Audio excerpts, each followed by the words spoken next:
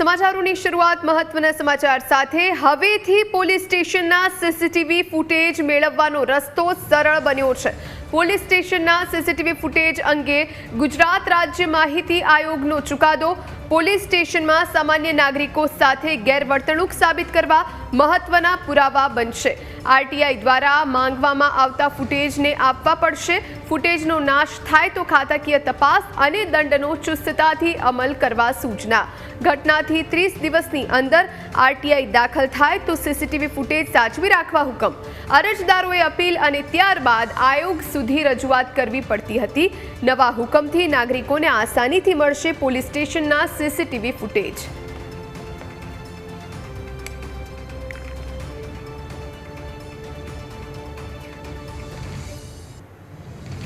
તો આજે લેટર જાહેર કરવામાં આવ્યો છે। ઇન્ટરેક્ટિવ વોલના માધ્યમથી આપને આ લેટરમાં શું લખ્યું છે એ બતાવીએ। સૌથી પહેલા સીસીટીવી ફૂટેજ અંગે ગુજરાત રાજ્ય માહિતી આયોગનો આ ચુકાદો છે ને એમાં આરટીઆઈ અરજદાર દ્વારા માંગવામાં આવેલ ફૂટેજનો નાશ થાય તો ખાતાકીય તપાસ અને દંડની કાર્યવાહી હાથ ધરવામાં આવશે। સામાન્ય વહીવટ વિભાગના સીસીટીવી ફૂટેજ અંગેના પરિપત્રનો ચુસ્તતાથી અમલ કરવા પોલીસ વિભાગને સૂચના। ઘટના બન્યાથી 30 દિવસની અંદર આરટીઆઈ દાખલ થાય તો સીસીટીવી ફૂટેજના યોગ્ય રીતે સાચવી રાખવા માટે માહિતી આયોગને હુકમ। બીજો મુદ્દો છે ગુજરાતમાં નાગરિકો આરટીઆઈ કાયદા દ્વારા અવારનવાર પોલીસ સ્ટેશનના સીસીટીવી ફૂટેજની માંગણી કરતા હોય છે। ઘણીવાર પોલીસ સ્ટેશનમાં નાગરિકો સાથે ગેરવર્તણૂક અથવા દુર્વ્યવહારને સાબિત કરવા અથવા તેમના કેસ સંદર્ભે મહત્વના પુરાવા બની શકે તેમ હોય છે, પરંતુ પોલીસ વિભાગ દ્વારા કંઈક કારણ દર્શાવી આ ફૂટેજ આપવામાં આવતા નથી અને અરજદારોને પ્રથમ અપીલ અને ત્યારબાદ બીજી અપીલ કરી આયોગ સુધી આવવું પડતું હોય છે। તાજેતરમાં ગુજરાત રાજ્ય માહિતી આયોગ દ્વારા આ બાબતની ગંભીરતાથી નોંધ લઈને નાગરિકોને પોલીસ સ્ટેશનથી સીસીટીવી ફૂટેજ મળે તે અંગેનો જીએડીનો તારીખ 6/5/2022 ક્રમાંક લખ્યો છે। આઈટીઆઈ સેલ દ્વારા બહાર પાડવામાં આવેલા પરિપત્રનો ચુસ્તપણે અમલ કરવા માટે કહ્યું છે। આ પછી એક નાગરિક દ્વારા પોલીસ સ્ટેશનમાં એમની સાથે ગેરવર્તણૂક થવાથી શહેર કોટડા પોલીસ સ્ટેશનના સીસીટીવી ફૂટેજની નકલ મેળવવા આરટીઆઈ કરી હતી। તેમને માહિતી ન મળતા તેમણે માહિતી આયોગમાં સીધી ફરિયાદ દાખલ કરી હતી। ટેકનિકલ ફોલ્ટના લીધે રેકોર્ડિંગ ડિલીટ થયું હોવાથી સીસીટીવી ફૂટેજ આપી શકાય નહીં તેવી રજૂઆત સુનાવણી દરમિયાન આયોગ સમક્ષ કરવામાં આવી હતી। આયોગે ચુકાદામાં જણાવ્યું છે કે આવી અરજીઓ અવારનવાર મળતી હોય છે।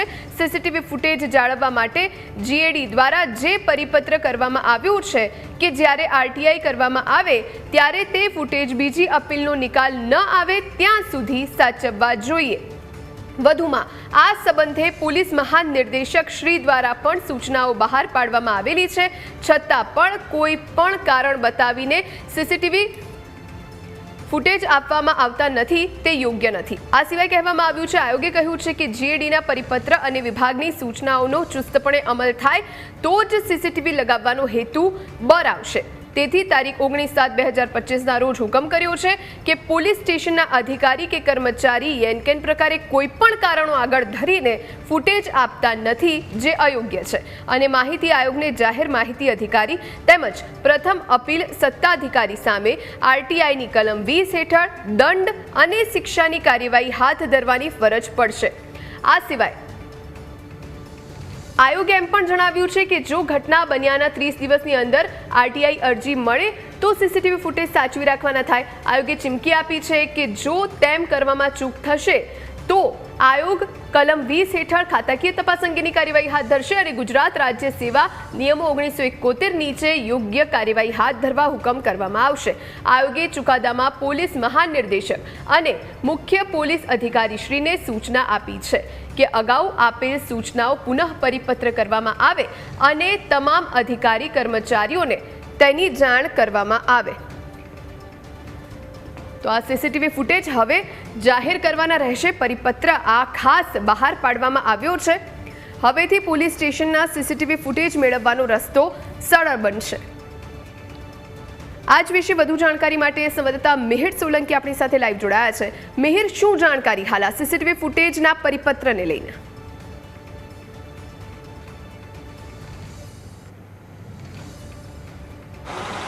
બિલકુલ જુહી, જે પ્રમાણે રાજ્ય માહિતી આયોગ દ્વારા જે ચુકાદો કરવામાં આવ્યો છે મુખ્યત્વે અત્યારે પ્રાથમિક દ્રષ્ટિએ જોઈએ તો ક્યારે પણ કોઈ પણ વ્યક્તિ દ્વારા આરટીઆઈ કરવામાં આવે છે જે આરટીઆઈ એટલે કે માહિતી માંગવાનો જે હક છે, જે લોકસભામાં દરેક જેટલા પણ લોકો છે, જેટલા પણ વ્યક્તિઓ છે ભારતમાં, જે ભારતની વાત કરીએ કે પોતાની નાગરિકતા દર્શાવે છે, તે આરટીઆઈ કરી શકે છે અને પોતે માહિતી માંગવાનો હક છે તે બધી જ જગ્યા પાસેથી તે રાખી શકે છે. ત્યારે ક્યાંક ને ક્યાંક જ્યારે આરટીઆઈ કરવામાં આવતું હોય છે અને ઘણીવાર આપણે જોતા હોઈએ છીએ કે પોલીસ સ્ટેશનમાં ઘણીવાર જે કાયદાનો ભંગ થતો હોય ને તેના જ લીધે ક્યાંક ને ક્યાંક ફરિયાદો નોંધવામાં આવતી હોય, જે લોકો જે હેરાન પરેશાન થતા હોય તો પોતે પોલીસ ખાતે જતા હોય છે, પોલીસ સ્ટેશન પાસે જતા હોય છે ને ત્યારે પોલીસ તરફથી જો કોઈ ગેરવર્તણૂક કરવામાં આવે ત્યારે પોલીસ સ્ટેશનના અંદર પણ ઘણા બધા સીસીટીવી છે તે મૂકવામાં આવેલ હોય છે.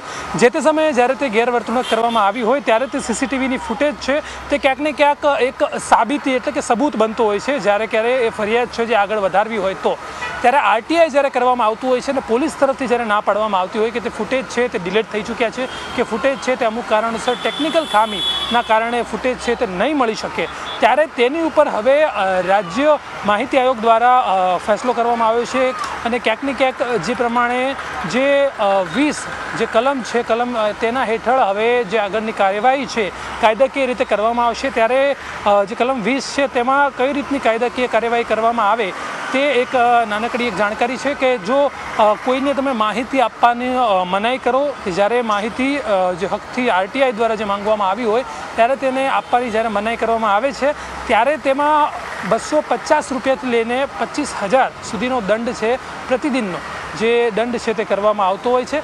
એટલે હવેથી જે આ આયોગ દ્વારા ક્યાંક ને ક્યાંક નિયમ કરવામાં આવ્યો છે કે આ કાયદા હેઠળ પોલીસ દ્વારા જો સીસીટીવી ફૂટેજ આપવામાં ના આવ્યા કે પછી આરટીઆઈ કરાય અને 30 દિવસની અંદર જો આરટીઆઈ 30 દિવસની અંદર મળી ચૂકી હોય તો 30 દિવસમાં જો એ સીસીટીવી ફૂટેજ છે કોઈ પણ ખામીસર જો એ ફૂટેજ ડિલીટ થઈ ગયા કે પછી ફૂટેજ છે તે આરટીઆઈ જે હકદાર છે તેને ન આપી શકાય તો તેમના પર હવે કાયદાકીય કાર્યવાહી કરવામાં આવશે. જ્યારે ક્યારે આવી રીતનો બનાવ બનતો હોય છે અને ફૂટેજ ધારક જે પોતે ફૂટેજ માંગતા હોય છે આરટીઆઈ કરીને જ્યારે માહિતી માંગતા હોય છે ત્યારે ક્યાંક ને ક્યાંક ઘણીવાર આવા કિસ્સાઓ સામે આવતા હોય છે. એક કિસ્સો વચ્ચે શહેર કોટડાનો પણ સામે આવ્યો હતો. એટલે ચોક્કસથી જે પ્રમાણે અત્યારે રાજ્ય માહિતી આયોગ દ્વારા જે નિયમ અત્યારે લાવવામાં આવ્યો છે એટલે ક્યાંક ને ક્યાંક હવે જે આરટીઆઈ ધારકો છે પોતે પોતાના હકની માહિતી જ્યારે આરટીઆઈ કરીને મેળવતા હોય છે 30 દિવસની અંદર તેમને સીસીટીવી જે તેમના હોય છે જે તે માંગતા હોય છે સીસીટીવી આપવાના રહેશે.